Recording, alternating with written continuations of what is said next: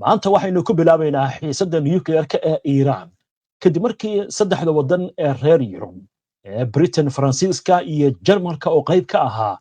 heshiiskii arrimaha nuclear-ka Iran ee 2015 ay ku dhawaaqeen in ay dib u soo celin doonaan cunaqabatayntii ayaa dowladda Iran waxa ay ku dhawaaqday in ay ka fakarayso inay ka baxdo heshiiska xakamaynta faafitaanka hubka nuclear-ka ee magaciisa loo soo gaabiyo NBT. haddaba war ay soo tuurtay goor dhaweyto wakaaladda wararka ee Tasniim ee laga leeyahay Iran ayaa waxaa lagu sheegay in ku-xigeenka gudoomiyaha guddiga sagaashanaad ee baarlamaanka Iran Hussein Ali Haji Dalegani uu shaaciyay in la bilaabay qoraalka mooshin degdeg ah oo ku saabsan ka bixitaan buuxa oo Iran ay ka baxayso heshiiskaasi NBT. Dalegani waxa uu farta ku fiiqay in hindisa sharciyeedkaasi loo gudbin doono xeer hoosaadka baarlamaanka maanta oo Jimcaha si loogu daro wadada qaanuun ee dooda iyo codbixinta fadhiyada guud ee toddobaadka soo socda sida ay ku waramayso Tasniim. Haji Dalegani ayaa sidoo kale ka hadlay howlgelinta habka cunaqabataynta lagu saarayo Iran wuxuuna yiri sida la filayay saddexda dal ee Jarmalka, Faransiiska iyo Britain waxay ku dhawaaqeen dhaqaajinta habkan. dalalkani waxay mar horeba nagu dabaqayeen cawaaqibta habkan oo ay ku jirta cunaqabatayn xitaa ka hor intaa si rasmi ah loo shaacin mana aha buu yiri wax cusub. Dalegani ayaa si xooggan u dhaliilay waxqabadka kooxda diblomaasiyadda Iran iyo wasiirka arrimaha dibadda ee la macaamilka dalalkan isagoo ku tilmaamay wadahadaladii hore iyo xiriirka la yeeshay wadamadaas inay ahaayeen wax aan faa'iido lahayn oo kaliya suurtageliyay in saddexdan dal ay sii wadaan dhaqankooda. gudoomiye ku-xigeenka guddiga sagaashanaad ee baarlamaanka Iran wuxuu carabka ku adkeeyay in baarlamaanku uu horeyba u bilaabay qorista hindisa sharciyeed degdeg ah oo ku saabsan ka bixitaan buuxa oo Iran NBT ay ka baxayso isagoo tilmaamay in tilaabadani tahay falcelinta ugu fududa uguna aasaasan waxa dhacay. waxa intaasi uu ku daray in baarlamaanku uu qaadi doono tallaabooyin kale oo mustaqbalka ah oo ka dhigi doona saddexda dal ee cadaadiska saaray Iran inay ka shallaayaan. Dalegani wuxuu sheegay kadib tilaabadan ay qaadeen saddexda dal ma jiri doonto wax macnaha oo wadahadalada lagu sii wado sababtoo ah buu yiri sii wadista doodaha waxa kaliya horseedi doonaan waa in ay sii dhiiradaan. wasiirka arrimaha dibadda ee Faransiiska Jean-Noël Barrot ayaa Khamiistii shalay wuxuu ku dhawaaqay in dalkiisa Britain iyo Jarmalku ay howlgeliyeen habka u saamaxaya dib u soo celinta cunaqabataynta qaramada midoobay ee ka dhanka Iran isagoo ku sababeeyay in aan la ogolaan karin kororka nuclear-ka sida dalka u dhigaya. saddexda dal ayaa warqad rasmi ah waxay u qoreen golaha ammaanka ee qaramada midoobay iyagoo ku wargeliyay go'aankooda. warqadda ayaa waxa ay muujinaysaa in saddexda dal ay doonayaan in 30 maalmood gudahood ay ku xalliyaan arrimaha taagan ee ay la leeyihiin Iran isla markaasna ay sii wadi doonaan dooda ku saabsan soo jeedinta Iran ee kordhinta qaraarka heshiiska nuclear-ka ee 2015. waxay ku baaqeen in Iran ay ku lug yeelato diblomaasiyad wax dhisaysa si looga saaro walaacyada la xiriira barnaamijkeeda nuclear-ka. Faransiiska, Jarmalka iyo Britain ayaa siiyay Iran ilaa iyo dhamaadka bishan August inay tallaabo ka qaado barnaamijkeeda nuclear-ka si looga fogaado soo celinta cunaqabataynta qaramada midoobay iyadoo heshiiska lagu qaaday cunaqabatayntana uu dhacayo 18 bisha Oktoobar ee sanadkan. saddexda dal ee reer Yurub iyo shuruudaha ay soo jeediyeen ee Iran laga doonayo in ay fuliso waa tan koowaad dib u bilaabidda wadahadalada Tehran ay la lahayd Mareykanka ee heshiiska nuclear-ka. qodobka labaad in kormeerayaasha hay'adda IAEA loo ogolaado gelitaanka xarumaha nuclear-ka ee Iran iyo qodobka saddexaad oo ah in la helo gelitaan buuxa oo ku saabsan xogta kaydka 60%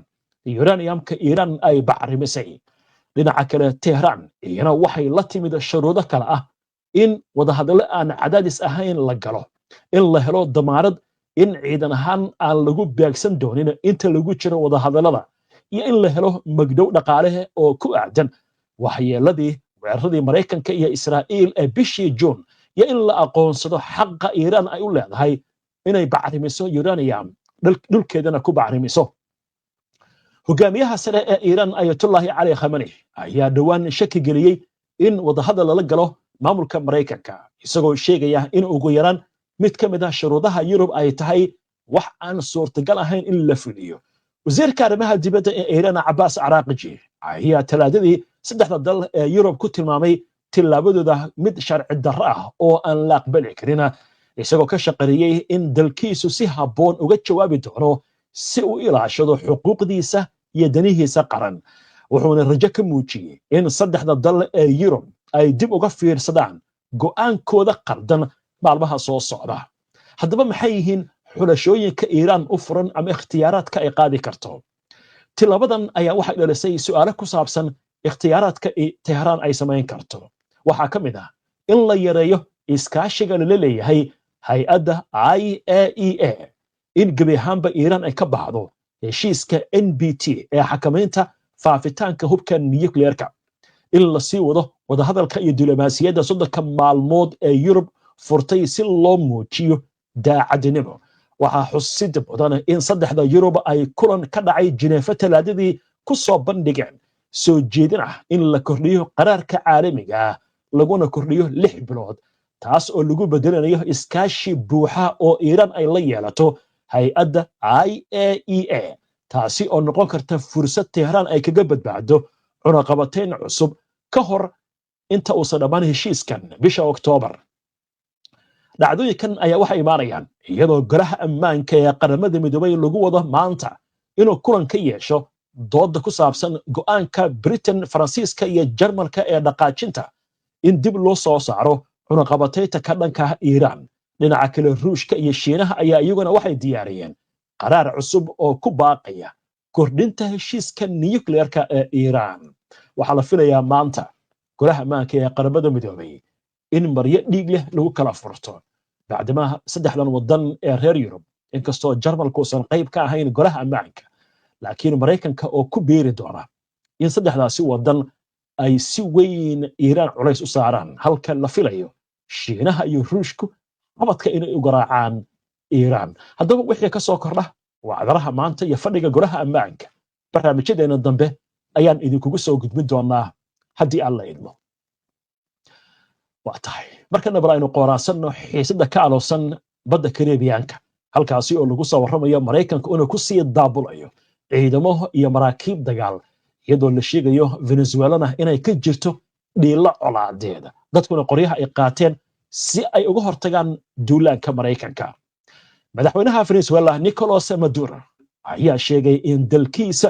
aysan soo geli karin ciidamo shisheeye, iyadoo xaaladdu ay ka sii darayso gaar ahaan xiisada u dhaxaysa dalkiisa iyo Maraykanka kadib markii Donald Trump ku dhawaaqay in ciidamo u diri doono biyaha Kariibiyaanka.